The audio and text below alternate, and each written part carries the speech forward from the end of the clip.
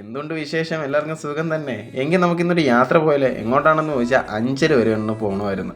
ബസ്സിൽ കയറിയപ്പോഴാണ് ഞാൻ ഹെഡ്ഫോൺ എടുക്കാൻ മറന്നുപോയത്. പിന്നെ അടുത്തുള്ള മൊബൈൽ കടയിൽ പോയിട്ട് ഒരു ഹെഡ്ഫോൺ വാങ്ങിച്ചേട്ടാ. എനിക്ക് ഈ ഹെഡ്ഫോൺ കുത്തി പാട്ട് കേട്ട് ബസ്സിൽ പോയില്ലെങ്കിൽ ഒരു സമാധാനം ഇല്ലെന്നേ. അയ്യോ അയ്യോ. അങ്ങനെ ഹെഡ്ഫോണും വാങ്ങിച്ച് നേരെ ബസ്സിൽ പോയി കേട്ടോ. സൈഡ് സീറ്റ് കിട്ടിയതുകൊണ്ട് സമാധാനം. ആഹാ, അന്തസ്.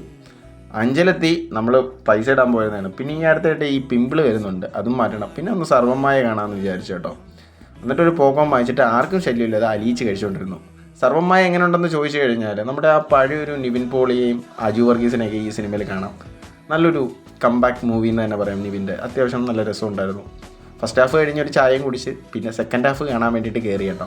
സെക്കൻഡ് ഹാഫും കൊള്ളാം. ഇതിലെ നടിയുടെ കാര്യം പറയുകയാണെങ്കിൽ അടിപൊളിയായിട്ട്. പിന്നെ നമ്മുടെ അനുചേട്ടനും ഇതിൽ അഭിനയിച്ചിട്ടുണ്ട് കേട്ടോ.